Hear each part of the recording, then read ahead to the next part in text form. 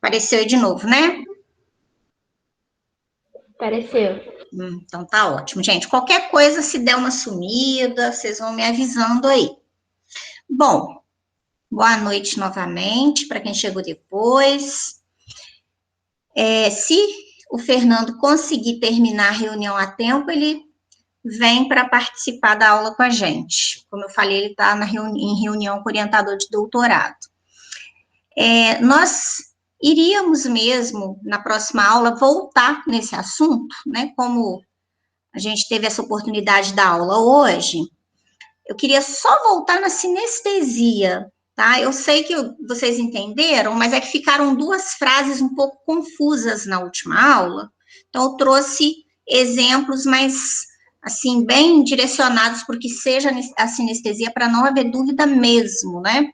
Não é de cair com muita frequência essa figura no Enem, cai bastante, na UERJ de vez em quando cai, algumas bancas cobram, né? O Enem nem tanto. O Enem, quando cobra, geralmente é metáfora, antítese, paradoxo, elipse, algumas vezes, né? Que é quando tem uma palavrinha oculta ali, um verbo. Mas é bom a gente falar um pouquinho de sinestesia, porque lá na frente a gente vai voltar a falar dessa figura num dos estilos. Sinestesia, só para lembrar, é o recurso estilístico em que há a mistura de diferentes sensações. Então, eu vou ter pelo menos umas duas juntas, no mínimo. Visão, audição, olfato, paladar e tato, né? Para se gerar um efeito discursivo. Nós usamos na fala no dia a dia, às vezes, e nem percebemos. Cor berrante, né? Visão e audição, perfume doce, olfato, paladar, olhar penetrante, visão e tato, risada gostosa, audição, paladar, cheiro azedo, olfato, paladar, resposta seca, né, audição, tato. Na literatura, isso é muito comum. Claro que uns estilos vão usar mais que outros, né? Nós vamos ver lá no simbolismo uma exploração bem intensa desse recurso. Então, eu trouxe aqui uns trechinhos de alguns poetas e essa de Queiroz, que é um escritor português. Agora, o cheiro áspero das flores leva-me os olhos por dentro de suas pétalas. Cheiro áspero. Eu tenho o olfato e tenho o tato, né? E aí volto, leva-me os olhos. Também faz uma referência à visão, a mistura de sensações. É uma sombra verde, macia e vã. Verde, visão, macia, tato. É um doce vento que se erguera, punha nas folhas alagadas e lustrosas, um frêmito alegre e doce. Então, a gente tem um doce, que é paladar, o vento que não deixa de remeter também a tato, sentir o vento. Folhas alagadas e lustrosas, né? Também nos remete um pouquinho aí a tato.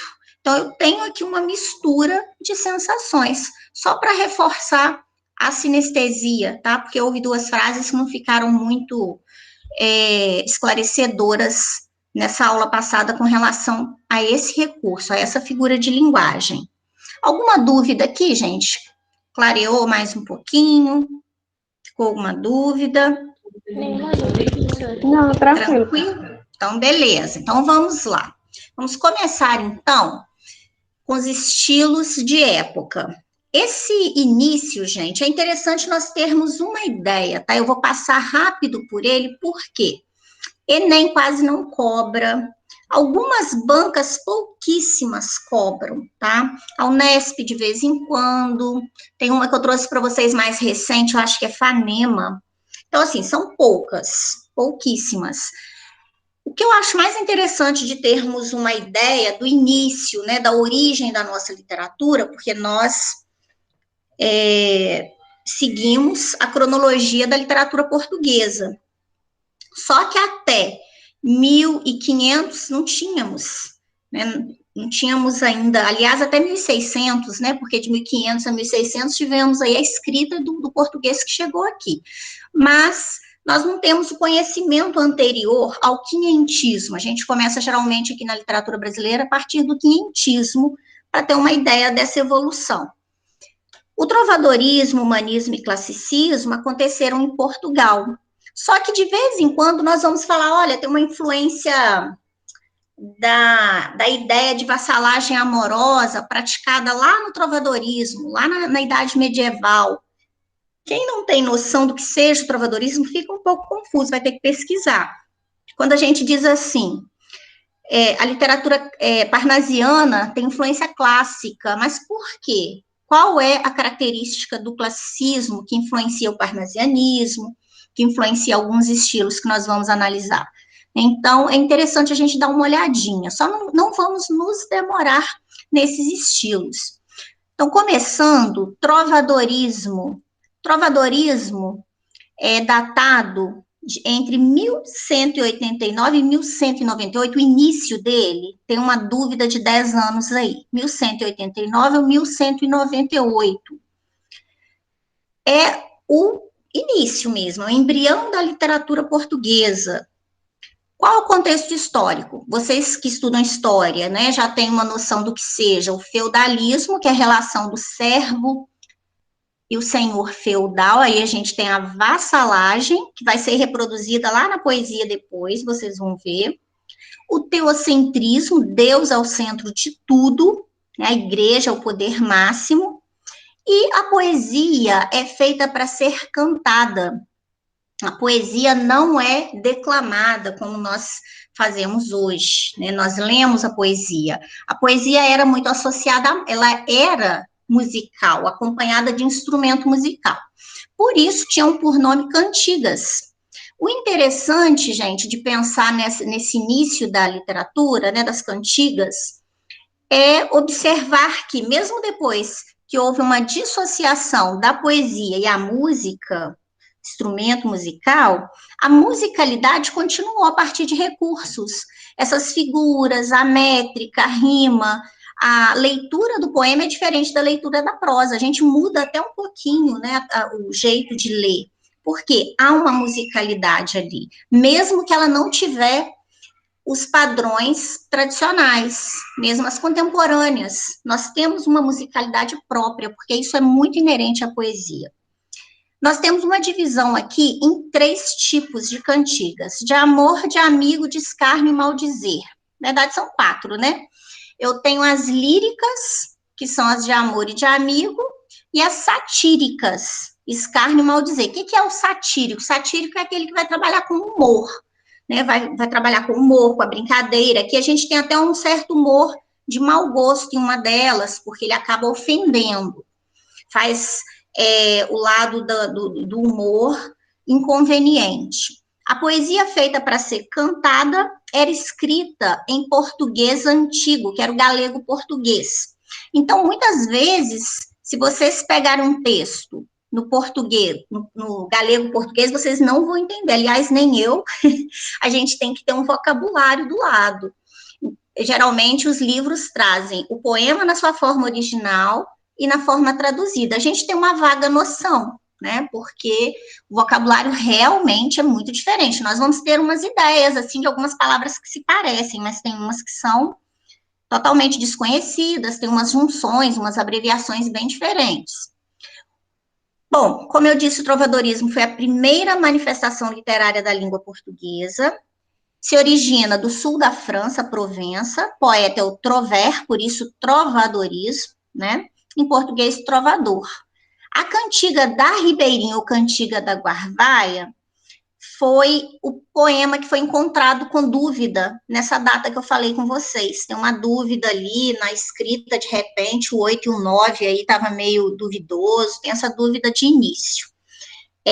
A cantiga da Ribeirinha, né, que ele fala que pela primeira vez ele encontra uma mulher. E deixe-me lembrar o conteúdo desse poema, gente. Depois eu falo com vocês. Ele a viu Acho que ele vê um pedaço dos braços dela, e aí ele fica apaixonado, ele sofre, né? Então, assim, nós vamos ver aqui uma cantiga de amor. O homem que sofre por amor porque se apaixona e não consegue esquecer aquela mulher que não se importa com ele. As cantigas de amor vão ter, então, esse teor de vassalagem amorosa, tá? Observem que depois a gente vai ter, lá no romantismo, de novo, em alguns momentos da literatura, esses poemas de amor em que o homem se entrega, sofre, a mulher não se importa com ele, coitadinho, né? Então, ele tem aqui a característica de cativo. Nós dizemos que há, lá na cantiga de amor, que deu um início a todas essas produções amorosas aí voltadas para o tema amor que nós conhecemos, a coita de amor. Coita de amor é o sofrimento por amor, daí a palavra coitado. Né? Então, nós temos o trovador, né? O eu lírico é masculino, ele se dirige a uma dama, que geralmente é chamado de senhora. Naquela época, na língua original, seria Mia Senhor, né? Porque só o que acompanhava é que mudava de gênero. A mulher é idealizada, ela é perfeita. Tá? A idealização aqui é gigante. Geralmente é inacessível, e aí nós temos essa vassalagem. A vassalagem nós vimos que é parte do contexto histórico, né? A vassalagem do... Nós temos os vassalos e o senhor feudal, aqueles que trabalham para o senhor feudal. Aqui, esse sistema social se reproduz de certa forma na estrutura do poema, na estrutura das cantigas de amor. O homem é aquele que serve a uma mulher que não se importa com ele sofre por isso. Geralmente, essa mulher pertence a uma camada mais alta ou ela é casada, então o amor realmente não tem possibilidade de acontecer. E ele sofre por isso. O ambiente é da corte, origem provençal. Já as cantigas de amigo, nós vamos ver, eu tenho um eu lírico feminino, mas não se enganem, as mulheres não escreviam naquela época. Então, o eu lírico era feminino, mas era escrito por um homem, né? O homem via o sofrimento daquelas mulheres, que muitas vezes viam seus namorados, seus maridos irem embora para guerras, ou em busca de algo melhor e não voltavam, muitas vezes morriam, muitas vezes ficavam por onde estavam mesmo, e não tinha notícia, né, gente? Não tinha WhatsApp, não tinha e-mail, não tinha telefone, não tinha nada, iam para longas distâncias naquela época, imaginem. Então, ficava a mulher manifestando o seu sofrimento. O homem transformou isso em cantiga. Então, quando nós lemos, temos aqui uma mulher que conversa com uma amiga, conversa com a natureza, né? Mas quando nós olhamos a autoria masculina. Bom, o que nós temos aqui, então? Eu lírico feminino, amigo quer dizer namorado, naquela época queria dizer namorado. Ela é formosa, bela, graciosa, é camponesa, geralmente, o ambiente é no campo. E o homem? Às vezes aparece como mentiroso, traidor, formoso, que a faz sofrer, foi embora, não deu notícia, não vai voltar. Ela sofre porque sente saudade desse namorado, então geralmente ela fica tristonha, chora pelo abandono, né, que pode ser, um dos motivos pode ser por causa da guerra mesmo, havia muitas, né, naquela época, Portugal ainda estava se formando como país, estava tendo muitas lutas. O ambiente geralmente é pastoril, ou no campo, ou no mar, ou perto de um rio, e poesia, a origem é galaico-portuguesa. Olha só os exemplos aqui de cada uma, gente. Cantiga de amor. O eu lírico masculino, lamentosa, né? A poesia lamentosa. É aquela dor de cotovelo.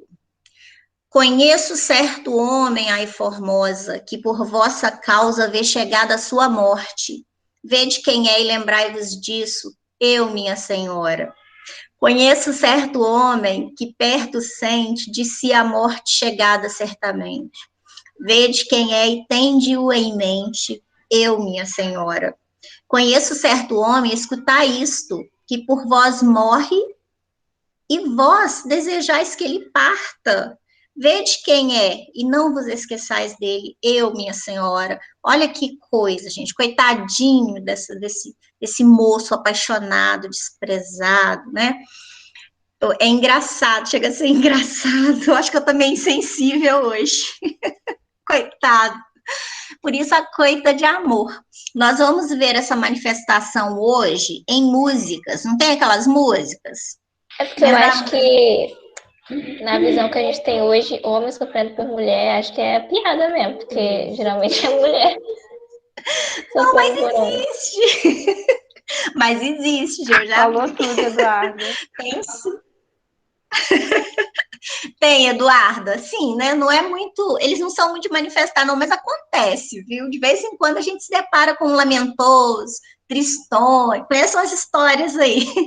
Bom, as músicas sertanejas universitárias, tem umas que são assim, não tem? Da Rita é assim, gente. Quem que quer cantar a Rita aí? Ó, hoje o Fernando não está aqui para cantar. A Rita desgramada foi embora, me deixou sofrendo. Olha só que Rita malvada. É uma atualização desse sentimento de sofrimento por um amor, por uma mulher, né, que é maravilhosa, que por qual o eu lírico se apaixona, mas que não dá confiança para ele, o abandona. Assim, é muito exagerado, né? Então, para nossa época hoje é diferente. Aqui nesse caso, né? Ou seja, ele morre, olha, eu morro, né? Esse homem que morre por vós e vós desejais que ele parta, sou eu. Oh, meu Deus, coitadinho. A cantiga de amigo, aqui a mulher é que vai sofrer, mas como eu falei com vocês, nós temos autoria masculina. Cantiga de amigo, ondas do mar de Vigo, se vistes o meu amigo, e ai Deus, se verrar cedo. Esse verrar cedo, será que ele volta? Será que ele vai demorar muito? É mais ou menos isso que quer dizer essa expressão. Ondas do mar levado, se vistes o meu amado, e ai Deus, se verrar cedo. Se vistes o meu amigo, porque eu suspiro, e ai Deus, se verrar cedo. Se vistes o meu amado, porque grande cuidado, e ai Deus, se verrar cedo. Aqui nós temos uma mulher lamentosa, né? Porque o amigo sumiu, coitado, foi embora, o namorado, coitado nada, coitada, né? Sabe-se lá por que motivo, ela deseja vê-lo novamente, ela vai perguntando aqui para o mar. Então, a cantiga de amigo, às vezes a mulher conversa com as árvores, com as amigas, com a mãe, né? Nós temos uma reincidência de interlocutores aí, com as árvores, aqui ela conversa com o mar. E observem que a estrutura é bem repetitiva. Se vistes o meu amigo, se vistes o meu amado, depois, o porquê eu suspiro e porque é gran cuidado. Essa estrutura repetitiva no outro também. Ondas do mar de Vigo, a gente só vai trocando. Ondas do mar levado, aqui, se vistes o meu amigo, eu mantenho, eu só troco amigo por amado. Né? Então, a estrutura permanece. A gente chama isso aqui de paralelismo. O paralelismo é essa repetição de estrutura sintática. A gente só substitui um termo ou outro, mas a estrutura permanece a mesma. É uma característica das cantigas de amigo, esse paralelismo. Elas são mais simples do que as cantigas de amor, tá? E vão traduzir esse sentimento mesmo de tristeza porque o namorado foi embora.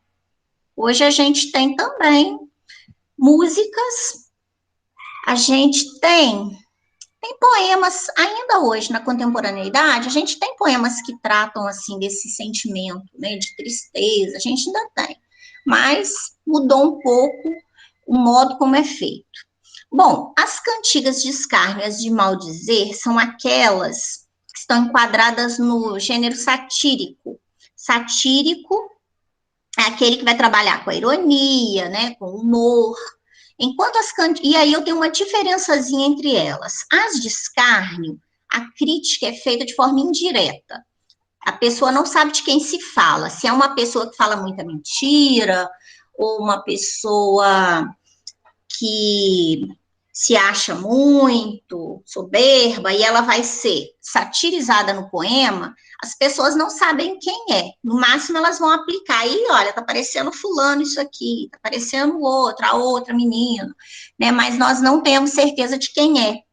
Já a de maldizer é direta, né? Então, o nome da pessoa é revelado com a intenção mesmo de difamar, comum agressão verbal às pessoas satirizadas. Então, é comum a presença de palavrões. E o interessante aqui, gente, esses palavrões que são usados lá na Idade Média, alguns são usados até hoje. Olha como os palavrões atravessaram gerações. Muito interessante isso. Eu não sou muito fã de palavrão, não.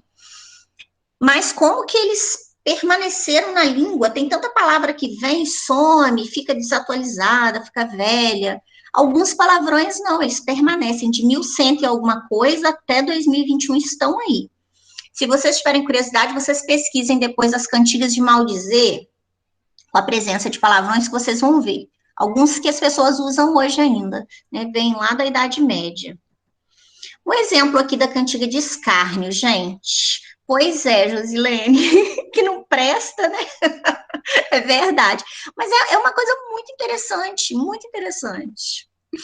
Olha só, essa permanência, né, de algumas palavras. Nós vamos ver, por exemplo, lá em 1600 e pouquinho, com Gregório de Matos também, nos seus poemas satíricos, a presença desses mesmos palavrões que estão lá na Idade Média, que chegam até 1600 e que estão aqui até hoje. Então, o pessoal está achando que está na moda e tal, tá nada, está usando palavra antiga, antigona. Vamos inventar outra coisa aí. Bom, cantiga de escárnio, gente. A de escárnio, como eu falei, ela não se refere diretamente. Ai, dona feia, essa aqui tá misturada com um pouquinho da língua antiga. Eu acho que não tá totalmente, não, porque dá para entender. Vamos ver. Ai, dona feia, fostes vos queixar que nunca vos louvo em meu cantar, mas ora quero fazer um cantar em que vos loarei toda a vida, e vedes como vos quero loar, dona feia, velha e sandia. Ele diz assim, ai, dona feia, você foi reclamar que eu nunca fiz um poema para você? Então eu tô fazendo um poema agora para você, esse aqui, ó, dona feia, velha e doida. É o poema que ele vai fazer. Só que a gente não sabe quem é essa dona feia. Ainda bem que ele foi discreto aqui, né? Não foi tão deselegante assim. Então, nós temos uma referência indireta. Dona feia, se me pardon, por havedes a tan gran coração, que vos eu loe em esta razão, eu quero já loar todavia, e vedes qual será a loação, dona feia, velha e sandia. Dona feia, me perdoe por haver um tão grande coração que eu vos louve, né? Em esta razão, eu tenho um coração bom, então eu vou te louvar. E vedes qual vai ser a louvação, dona feia, velha e doida. Agora, olha esse, eu gosto de ver essas palavras antigas, gente, que algumas tem raiz ainda, né, o radical. Sandia, quando fala ensandecido, vem de sandia, né, de doido, sandeu, sandia. Dona Fê, nunca vos... Esse é português galego, professora? Esse é português galego? Só que esse aqui tá dando para entender. Ah, entendi. Nossa! É pior que isso. Tem uns que são terríveis. Eu acho que o próximo tem um todo em galego. Nossa, esse aqui, eu não sei se é porque eu já li bastante, esse aqui eu já... Mas ainda dá para ter uma noção do que ele fala. Tem uns que não. Eu não sei se esse aqui já está mais próximo, né? Porque nós temos 1100 e alguma coisa, essas escritas vão atravessando. Aí aqueles que estão mais próximos da fase de transição do humanismo, né, já vão ficando menos complexos. Mas assim, né, ainda tem bastante coisa aqui que a gente precisa pesquisar. Dona Fê, nunca vos eu louvei, já vou traduzir de uma vez, em meu trovar. Porém, muito trovei, mas ora, já um bom cantar farei, em que vos louvarei todavia. E direi-vos como vos louvarei, dona feia, velha e doida. Né? Então, aqui, crítica indireta. As pessoas riam, achavam graça. Nossa, que engraçado, né? E o humor também é diferente do humor de hoje, né? Cantiga de maldizer é aquela que já vai se referir diretamente. Foi um dia louco jogral cantar na casa de um fidalgo, e deu-lhe este em pagamento 3 coices na garganta. E até foi moderado, a meu ver, pelo jeito como ele canta. E tratou com moderação a dar-lhe tão poucos coices, pois não deu a louco, então, mais de 3 em sua garganta, e mais merecia o jogralão pelo jeito que ele canta. Aqui alguém está falando mal de um outro poeta, no caso, né? Foi o Lopo Jogral. Aqui eu sei que é o Lopo que está sendo satirizado. Ele canta tão mal, que a pessoa deu 3 coices na garganta, ainda foi pouco, podia ter dado mais, porque ele canta muito mal. Hoje, pra gente, isso aqui não tem muita graça, mas na época as pessoas achavam engraçadíssimo e tal. E isso aqui era musical, né? Era convertido em música. Imagina isso aqui sendo cantado, gente. As pessoas acompanhavam, iam memorizando, né? A cultura letrada era mínima, era restrita à nobreza, ao clero, era mínima mesmo. Então, as pessoas iam desenvolvendo por oralidade, iam memorizando as letras. Aqueles que tinham esse domínio da escrita escreviam, e o povo ia memorizando, ia cantando, ia passando para frente. Lá na frente, nós vamos ter um registro desses poemas todos em cancioneiros, né? Nós temos aí, eu acho que Cancioneiro da Ajuda, Cancioneiro Geral, que tem um registro de todas essas cantigas. Bom, amor de vassalagem, só para a gente falar um pouquinho sobre, na sociedade feudal entre os séculos XII e XV, né, havia uma relação hierárquica entre o senhor e o vassalo, e isso vai se reproduzir nas cantigas de amor também, só para refazer. Olha, esse aqui eu acho mais difícil. Tem coisa que dá para a gente entender. Cantiga de amor, olha do lado de cá, do lado esquerdo. Quando eu vejo as ondas e o outro é mais fácil. Sempre que eu vejo as ondas e as altivas falésias, logo me vem ondas ao peito pela bela. Maldito seja o mar, que faz tanto mal.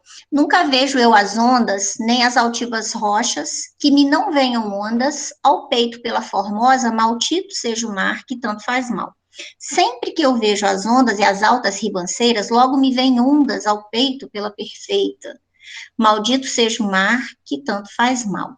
Aqui ele vai fazendo uma brincadeira, né, gente, com as ondas do mar e as ondas, né, aqueles arrebatamentos de amor que vêm ao peito porque ele se lembra de alguém toda vez que ele vê o mar. Então, ele amaldiçoa o mar só faz mal. Porque quando ele vê as ondas do mar, ele é arrebatado por ondas também de amor, de sofrimento. E olha, a idealização, ela é perfeita, ela é formosa, ela é bela, né? E ele sofre por isso. Do outro lado tem o galego português. A gente já percebe várias palavras, né, que tem, que são como usadas hoje, mas tem muitas aqui que ainda estão em processo de evolução. O mito do amor romântico. Gente, isso aqui é bom a gente pensar, porque imaginem que cai uma proposta de redação falando sobre o amor possessivo, alguma coisa assim. O amor é uma construção social, que em cada período da história se apresenta de uma forma, tá? Só que a gente é tão condicionado a acreditar que o amor romântico é a única forma de amor, que questioná-lo faz com que a pessoa seja vista como fria, incapaz de amar. Nossa, como a pessoa insensível. Como ela consegue rir dessa cantiga de amor em que o eu lírico está sofrendo tanto, né?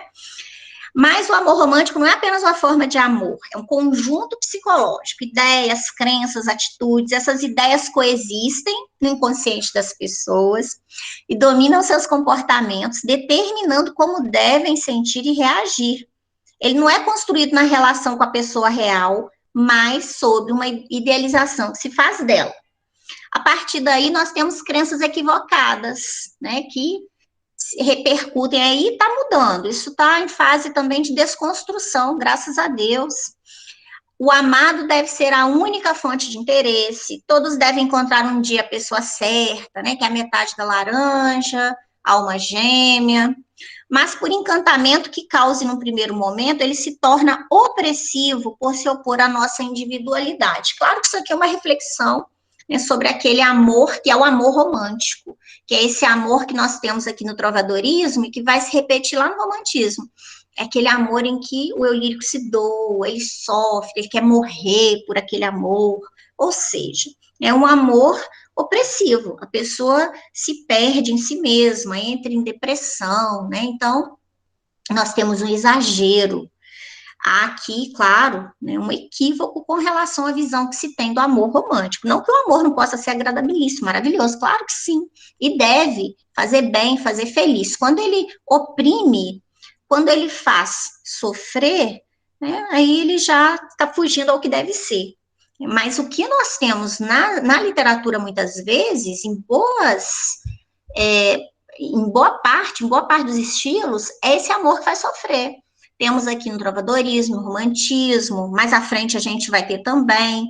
Quem lembra aí, no modernismo a gente tem com Vinícius de Moraes, uns poemas que são tristes, né? De repente do riso fez-se o pranto, silencioso e branco como a bruma. Quem não lembra desse poema? De lamentação, né? Porque a pessoa se foi, ou porque ama demais, aquela coisa forte, aquela intensidade. Flor Bela Espanca, gente. Pesquisem Flor Bela Espanca, uma poeta portuguesa maravilhosa, e ela se entrega, ela sofre por amor. Então, assim, é uma visão, né, de anulação, muitas vezes, do indivíduo. O mito do amor romântico, só para descontrair um pouquinho, era uma vez uma princesa de 30 anos que vivia feliz da vida no reino distante. Um dia, um sapo, todos dizem que tem que beijar o sapo e viver feliz para sempre. Então vamos lá. Pensando bem, melhor não arriscar. Aqui a gente tem uma desconstrução, né, da história, do conto de fadas, em que a menina vai beijar o sapo, ele vai se transformar num homem maravilhoso, lindo, um príncipe, né, um príncipe encantado, e vão ser felizes para sempre. Ah, mexer com isso nada, vamos arriscar, não?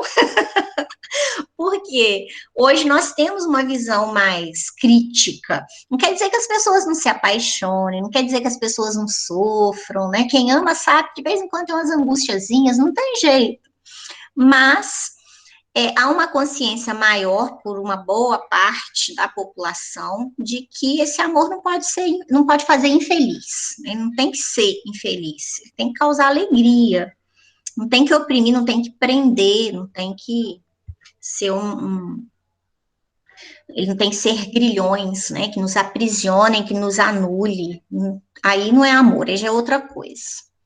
E aí a gente vai ver muita releitura, né, desse amor romântico, de forma mais engraçada, mais desconstruída, e que cai muito em prova, viu, gente? A análise objetiva de questões. Bom, a cantiga de amigo e de amor, só para fazer comparação, a de amigo tem o lírico feminino, o homem é chamado de amigo, que é o namorado, né? Ele está sempre distante, pode ser por guerra, festas, serviço ao rei, é mais popular, tem a presença de um refrão, de um verso que sempre se repete, tem um traço mais realista e diálogo, muitas vezes, com pai, mãe, irmãs, elementos da natureza. A de amor, o eu lírico é masculino, a mulher lá na originalidade da língua produzida, que é o galego-português, é chamada de senhor, não tinha flexão para senhor. Então, minha senhor, que era minha senhora.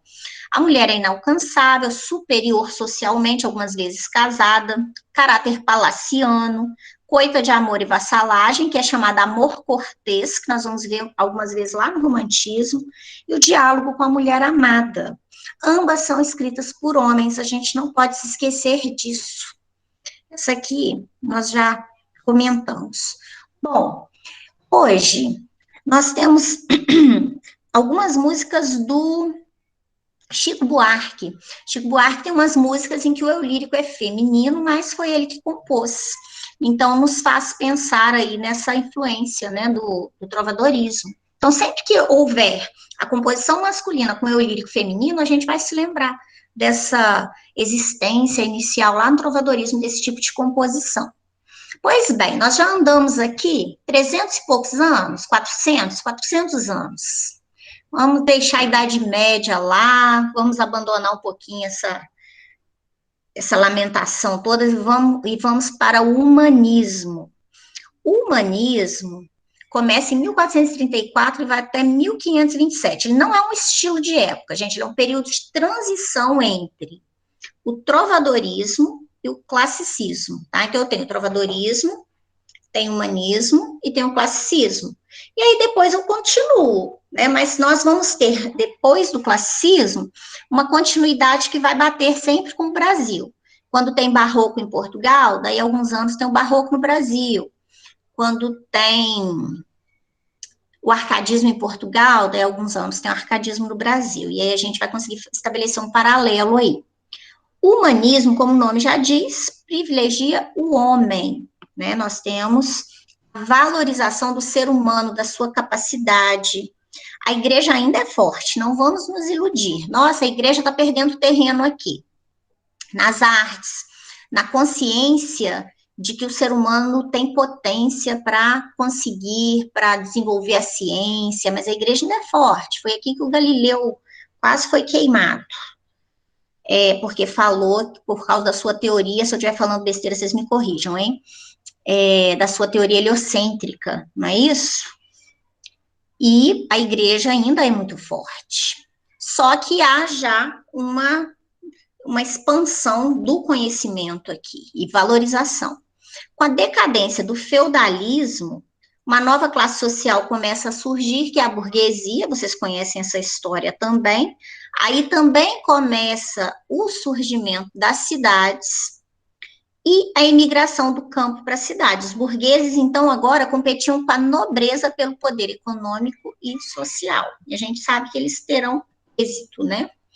O contexto. Agora eu tenho expansão marítima, o desenvolvimento do comércio, o surgimento de indústrias, nova organização social, muita fome, muitas doenças, e a gente vai lembrar a epidemia da peste bubônica, né, que é a peste negra, dizimou 1/3 da população da Europa, a mudança do poder descentralizado nas mãos do rei, momento político chamado de absolutismo, e a hegemonia da igreja começa a se quebrar, não quer dizer que ela está enfraquecida, não, daqui a pouco ela vem com a Inquisição, com a força bem tensa, né, mas já há aqui uma crítica maior a esse poder, né, ela já não tem poder total.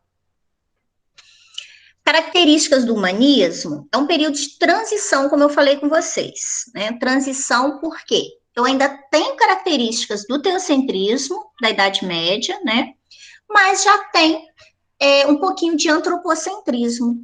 O antropocentrismo é o homem como centro, então a gente já tem essa polaridade aí.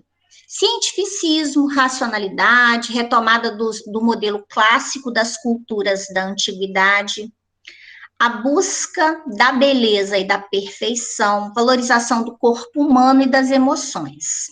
Tanto que nós vamos ver essas esculturas, a estátua de Davi, que eu acho, gente, incrível, parece que uma hora aquela escultura vai sair andando, né? Ela tem as veias, tudo incrível, perfeito.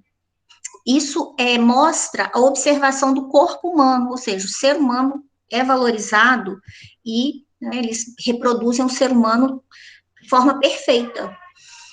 Bom, e a poesia? Aqui a gente tem um avanço muito grande, porque a poesia deixa de ser cantada para ser declamada, e isso é muito bom. Por quê? Porque ela vai se enriquecer em termos de recursos linguísticos, né? Haverá presença de metáforas, aí nós já vamos começar a ter a métrica, as rimas. Proveniente de cantigas do trovadorismo, ela tem uma estrutura mais elaborada. Então, a gente tem redondilhas. Depois eu trago para vocês só essa métrica, para vocês terem uma ideia. Gente, são pouquíssimas as bancas que pedem isso, tá? Essa escansão poética, que é a contagem das sílabas poéticas. Redondilhas são versos de 7 sílabas, é a redondilha maior, e de 5 sílabas é a redondilha menor. É considerado uma métrica mais popular. Então, é a métrica que a gente ainda vai ter bem presente aqui no humanismo. Até hoje, quando se usa a redondilha, né, no decorrer da literatura, houve essa valorização da questão popular mesmo, por causa da musicalidade. E a gente tem aliterações, assonâncias, né, algumas coisas que a gente viu em figuras de linguagem, uma sensualidade um pouco mais aprimorada, não é mais acompanhada por instrumento musical, né, ela vai ser recitada nos palácios. Então, ela tem essa mudança e deixa ela não vai participar ali do meio do povão, né? O povão vai continuar com as cantigas. Ela vai ser declamada nos palácios. É mais elitizada esse poema, essa poesia presente no humanismo. Eu falei com vocês uma coletânea de poesias chamada Cancioneiro Geral reúne 2.865 autores. Foi publicado em 1516. Os principais temas eram costumes da corte, temas religiosos, satíricos, líricos e heróicos. Tem tudo que vocês quiserem aqui em termos de produção, até então, produção poética. Olha a poesia palaciana, gente. Meu amor, tanto vos quero que desejo o coração 1000 coisas contra a razão. Porque se vos não quisesse, como poderia ter desejo que me viesse de que nunca pode ser? Mas com quanto desespero, em mim tanta afeição, que desejo o coração. Que gracinha esse poema, gente, muito bonitinho. Aqui a gente tem também, não deixa de ter um sofrimento aqui, né? Meu amor, eu tanto vos quero que desejo o coração 1000 coisas contra a razão, mas já há um embate, se vocês observarem, entre o coração e a razão. A razão já apareceu aqui, isso não acontecia antes, né?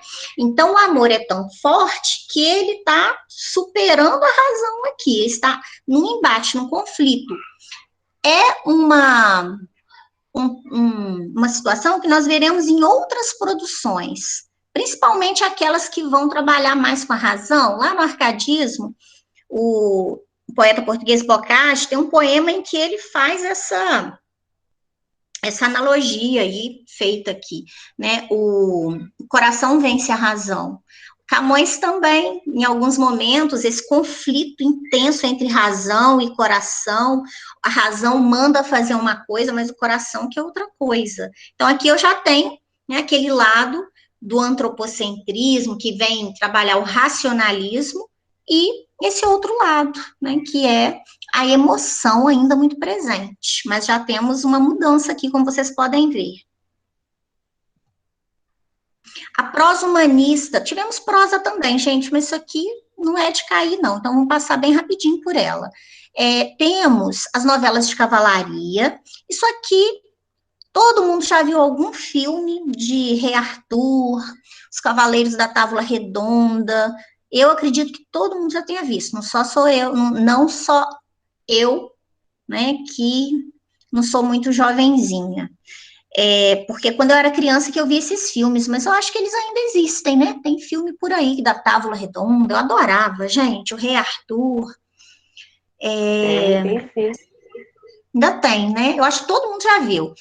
Eles são baseados nessas novelas de cavalaria, então elas são bem ousadas, tem até umas passagens bem sensuais, né, de amor, então é bem assim, à frente da sua época.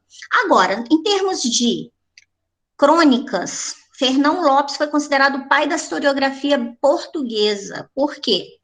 Ele escreveu a história dos reis, só que ele escreveu de uma forma muito mais leve, e o rei deixou de ser o centro, as crônicas deixaram de ser regiocêntricas. Tá? Então, o povo estava no meio das suas histórias, como também a gente transformadora, a gente que estava... que fazia parte dessa evolução. Então, ele tem a crônica de vários reis, Dom Pedro, Dom Fernando, tem uma história que eu vou contar para vocês lá no Camões, da Inês de Castro. Ai, linda essa história, gente. Dom Pedro e da Inês, vocês já devem conhecer, maravilhosa. Do amor entre Dom Pedro e Inês. E tem uma crônica dele que ele vai falar sobre um dia que o Dom Pedro está muito triste, e aí ele perde o sono, no meio da noite, e resolve fazer uma festa. Aí ele sai chamando todo mundo. E as pessoas ficam muito felizes porque veem que ele está tentando se animar. Aí vai todo mundo para a festa. meio da noite, porque o bonito do Dom Pedro ficou chateado, tá triste, perdeu o sono. Eu ia ficar pé da vida com esse Dom Pedro, de me acordar no meio da noite, que aí ele vai fazer uma algazarra, né, e o pessoal vai participar para ele tentar se animar. Mas tem assim, é muito leve as histórias, o modo como ele vai contando é muito diferente. Mas, como eu falei com vocês, em termos de prova, não é de cair. O teatro, sim, gente, isso aqui ainda cai, embora não no Enem, não tenha caído ainda, que eu me lembre. Diferente da poesia e da prosa, o teatro humanista era um teatro popular e tinha como objetivo moralizar e criticar a sociedade. Ele era dividido em autos e farsas, e o grande é o pai do teatro português, né, considerado o pai do teatro português, Gil Vicente. Gil Vicente escreveu a trilogia das barcas, não sei se vocês já ouviram falar. O Alto da Barca da Glória, o Alto da Barca do Inferno e o Alto da Barca do Purgatório. Então, são 3 histórias. Nós vamos perceber nessas histórias o Alto da Barca do Inferno, que é a mais conhecida e a que costuma cair em provas. As pessoas que chegam ali acham que vão para o céu. Aí no Alto da Barca do Inferno, por exemplo, tem um padre. Ele acha que vai para o céu. Ele chega com uma dama e acha que vai para o céu, né? E tem a barca com o diabo, tem a barca com o anjo. Ele não entende por que vai para o inferno. Ele é padre, ele veste um hábito, ele rezou a vida inteira. Por que ele vai para o inferno? O diabo vai explicando para ele: olha, você tem uma dama ao seu lado, você sempre viveu no luxo, a sua vida não condizia, né, com o que realmente a religião prega. Então, Gil Vicente não vai falar mal da religião, ele vai falar mal dos maus religiosos. Aí chega o fidalgo também, que era um rico, soberbo, acha que por causa do dinheiro ele não vai para o inferno, vai também. E é engraçado, muito engraçado, né? Só que tem uma máxima nesse tipo de teatro que é: rindo castiga os costumes. Então é engraçado, mas a carapuça ia servindo, né, para um monte de gente. Assim como hoje é a comédia, nós morremos de rir de certas situações que são aplicáveis assim, muitas vezes a nós mesmos, ou a nossa situação, nossa realidade, né? Então, a partir do riso, se busca moralizar para que as pessoas mudem. Nossa, eu sou assim, vou tentar mudar. E aqui, a convivência entre trovadorismo e humanismo, os pecados, os vícios, né, tudo aquilo que o ser humano gosta, valorizando aí o que, valorizando não, ressaltando a vivência mundana, e o trovadorismo ainda presente, porque a noção de céu e inferno, só vai para o céu quem viver realmente dentro dos preceitos religiosos, e na época católicos, né, que o catolicismo ainda impera aqui. Aqui eu trouxe um trechinho que vocês devem conhecer, se chama Todo Mundo e Ninguém, um pedacinho, tá? É tudo teatro, aqui a gente tem o chamado gênero dramático. O que é o gênero dramático? É o gênero feito para ser encenado. Então, ele tem o nome dos personagens, aqui a gente não tem, mas depois nós vamos passar a ter as rubricas. O que são as rubricas? São, entre parênteses, as orientações para que os atores possam seguir. Entra sorrindo, pulando, fica sério, né? Aquelas orientações vêm em forma de rubrica. Então, vamos lá. Olha que atualidade, gente, desse texto. Ninguém que andas tu aí buscando, todo mundo, 1000 coisas ando a buscar. Delas não posso achar, porém ando porfiando, por quão bom é porfiar. Ninguém, como as nome cavaleiro, todo mundo. Eu hei nome todo mundo, e meu tempo todo inteiro é sempre buscar dinheiro, e sempre nisto me fundo. Ninguém, eu hei nome ninguém, e busco a consciência. E aí sempre tem o diabinho do lado ali anotando tudo, né? Beuzebu, esta é boa experiência, de nato, escreves tu bem, que escreverei companheiro, que ninguém busca consciência, e todo mundo dinheiro. Então ele vai fazendo essa brincadeira, o todo mundo é um rico mercador, e o ninguém é uma pessoa simples do povo, né, honesta. Só que a gente vai entendendo o que ele quer dizer aqui na verdade, né? Uma alegoria aqui que todo mundo só quer facilidade, só quer dinheiro, só quer alegria, não quer nada com as dificuldades da vida, não. E o ninguém é aquele que vai buscar honestidade, consciência, é aquele que se preocupa com o próximo. Então, a gente percebe uma crítica aqui do que boa parte das pessoas realmente buscam na vida e o que pouquíssimas. No caso aqui, ele ainda coloca o ninguém quer. É uma crítica mesmo à sociedade. Bom, hoje eu estou dentro do horário direitinho, gente. Vai dar para a gente fazer essa atividade sem ultrapassar. Essa atividade caiu numa banca, na prova de 2020, só para mostrar que esse tipo de questão cai, né, em algumas bancas, e é bem recente. Olha só essa é o Alto da Barca do Inferno. Engraçado, gente, a gente vai lendo esses textos antigos e fazendo reflexões. Como que era a imagem do sapateiro naquela época? Porque todos os personagens de Gil Vicente vão representar um segmento social, né, um tipo de estereótipo mesmo. E o sapateiro aparece aqui pela peça, esse estereótipo de ser desonesto, de se aproveitar, né, de algumas situações. É, assim, bem interessante, como devia ser essa profissão naquela época. Então, olha só, vem um sapateiro com seu avental e carregado de formas. Chega ao batel, formas ou formas? Agora não tem acento mais. Chega ao batel infernal e diz: Ô da barca, e o diabo, quem vem aí? Santo sapateiro honrado, como vem tão carregado? A pessoa quer levar tudo lá para outro mundo ainda, gente, vem carregado de coisa. Tem gente que é assim até hoje, né? Se pudesse, levava tudo. Sapateiro, mandaram-me vir assim. Mas para onde é a viagem? Para a terra dos danados. O sapateiro, e os que morrem confessados, onde tem sua passagem? Não cure de mais linguagem, que esta é a tua barca, esta. Renegaria eu da festa e da barca e da barcagem. Como poderá ser isso? Confessado e comungado? E aí o diabo diz assim: tu morrestes comungado, não no quiseste dizer, esperavas de viver, calaste 10.000 enganos, tu roubaste bem 30 anos, o povo com teu mistério. Embarca, pobre de ti, que já há muito que te espero. E o sapateiro, pois digo-te que não quero, que te pese as de ir, si, ou seja, não tem outra escolha, sapateiro. Aqui que é o seu lugar, você roubou, você mentiu, você omitiu, ou seja, enganou, né? Então, não tem jeito não. Você foi excomungado, tá? Mas o interessante é a visão que os personagens têm de inferno. Eu sou confessado e comungado, então eu não vou para o inferno, né? Ou seja, simplesmente alguns rituais fazem com que eles entendam que não vão para o inferno, né? Mas o Gil Vicente vem desconstruindo isso. Olha, não adianta você viver a igreja, não adianta você ser comungado. No caso aqui, ele disse que ele estava excomungado, mas não adianta, você tem que viver plenamente. Só estar ali não vai adiantar. Pois bem, na situação apresentada, o sapateiro espanta-se com a ideia de ir para o inferno, mas o diabo admite que não pode levá-lo por ter sido um homem cristão em vida. Opõe-se à ideia de ir para o inferno, alegando que fora religioso em vida, mas o diabo relembra dos pecados cometidos.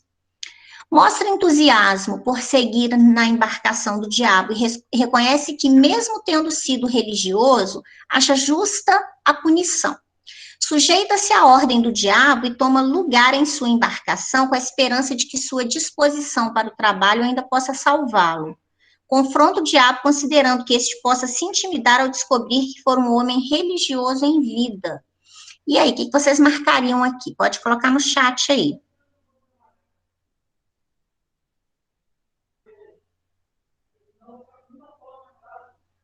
Tem duas aqui que podem confundir um pouquinho, hein? Ah, tá, não tem não. A outra que confunde e a gente acaba... Isso mesmo, gente, muito bem. Alguém teria dúvida com a E? A E aparentemente confunde, mas depois a gente volta ao texto, confronta o diabo considerando que este possa se intimidar ao descobrir que for um homem religioso. Ele não foi um homem religioso, ele foi excomungado, né? Então, sim, opõe-se à ideia de ir para o inferno, alegando que fora religioso, mas o diabo relembra dos pecados, letra B. Questão 2, muito bem. O texto transcrito de Gil Vicente assume caráter. moralizante, uma vez que traz explícita crítica aos costumes do personagem, educativo, pois o personagem reconhece seu erro e ao final é perdoado, humorístico, com a intenção de entreter mais do que condenar comportamentos, doutrinário, considerando a devoção do personagem à religião quando em vida, edificante, já que o comportamento do personagem se torna um exemplo a seguir. E agora? Muito bom, né? Vocês estão muito bons, isso mesmo. Essa aqui, gente, talvez pudesse confundir um pouquinho com a C, mas a intenção não é de entreter mais do que condenar. A intenção é de condenar mesmo. Só que de uma forma engraçada, que as pessoas vão rindo e se identificando com aquelas situações. Então, é moralizante. O teatro de Gil Vicente é moralizante. Ele vem criticando os costumes, né, com intenção mesmo de trazer uma moral que possa modificar essas pessoas, esses costumes. Rindo castiga os costumes. Então, letra A, muito bem. Sugestões que o Fernando deixou para vocês. Gente, filme Palavra Cantada, esse eu não conheço, aliás, eu não conheço nenhum dos dois. Esse segundo aqui eu vou até procurar de curiosidade. E Ondas, Martim Kodaks, Cantigas de Amigo. Martim Kodaks é aquele do Ondas do Mar de Vigo, se vistes o meu amigo, e ai Deus, se verra cedo. Então, ele fez Cantigas de Amigo e esses poemas foram musicados. Tá? O Fernando colocou aqui que tem no Spotify. Vou até buscar para ver como que elas foram musicadas, se numa tendência seguindo, né, o ritmo da época, como será? Vale a pena a gente buscar depois para conhecer. E a nossa próxima aula, nós discutimos o conto que eu pedi para vocês lerem, não sei se alguém já leu, né, que é O Homem da Cabeça de Papelão. Muito bom, gente. O Homem da Cabeça de Papelão faz a gente rir, né? Vamos lembrar aqui das peças do Gil Vicente. A gente ri e pensa. Ele faz a gente refletir, porque aquela situação engraçada, na verdade, reflete uma realidade que está muito presente entre nós ainda, né? Da época, começo do século XX, mas ainda se faz presente, uma crítica bem forte. Então, vale a pena conhecer. É isso, meninos.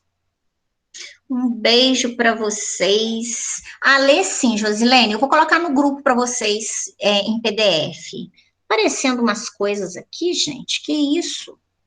Aparecendo um monte de coisa em inglês aqui. Papilão, sei lá o quê. Eu, hein? Sou eu que estou escrevendo isso, não. Mas eu mando para vocês depois, tá bom? Vocês vão adorar, muito bom. Assim, é bem reflexivo. Um beijo, ótima semana, até a próxima. Tchau, boa noite. Boa noite. Obrigada, igualmente, professora. Boa noite. Obrigada Tchau, pela professora. aula, tá? Boa noite. Tchauzinho.